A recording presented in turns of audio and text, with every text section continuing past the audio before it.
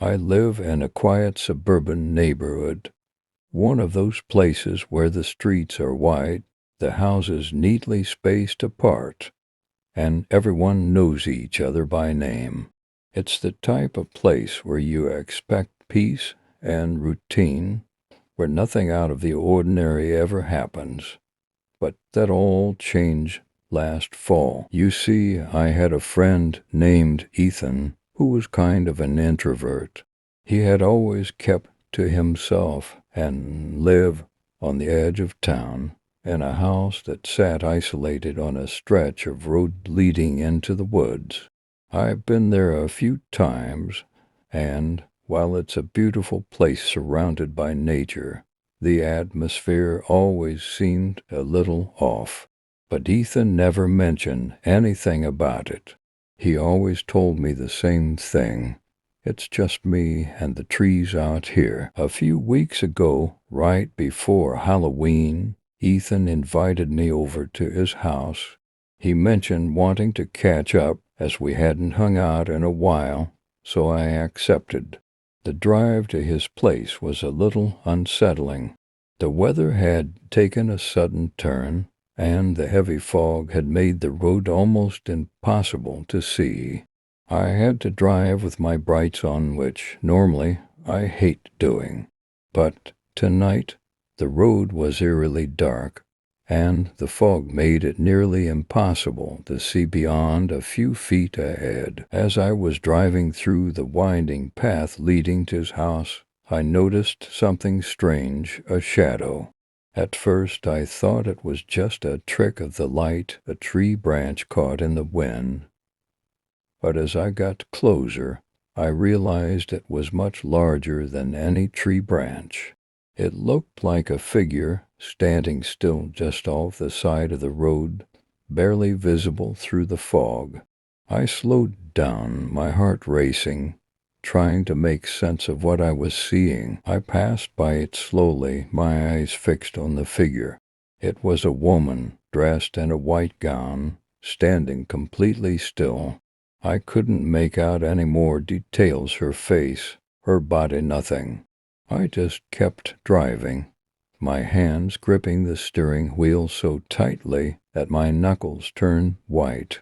I thought maybe it was just someone walking home, or possibly someone who had broken down, though the road was far too remote for that. But then, just as I was about to dismiss it as nothing, I glanced in my rearview mirror.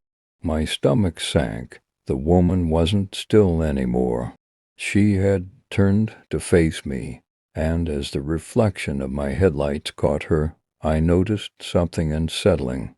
Her eyes were wide open, almost too wide, as if staring directly at me.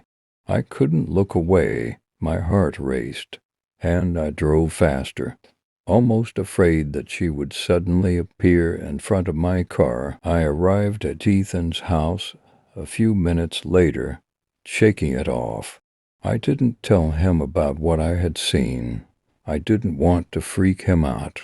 We hung out, talked, played some games, and had a pretty normal night.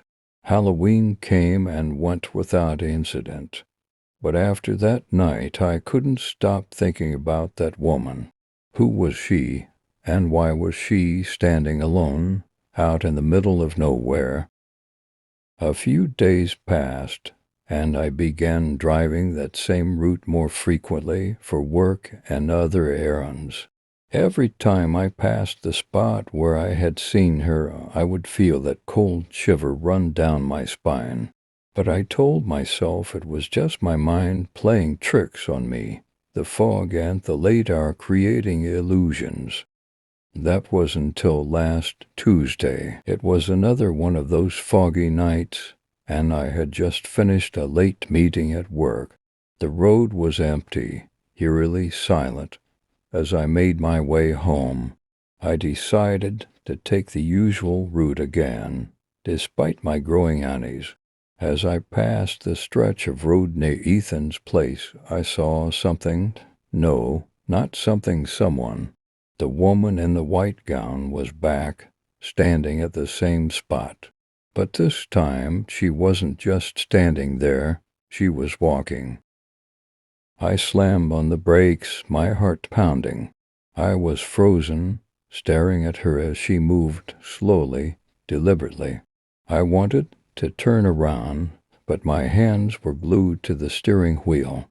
I couldn't take my eyes off her. She didn't look like she was walking toward me, but her eyes, those wide, unblinking eyes, they were locked on my car, on me.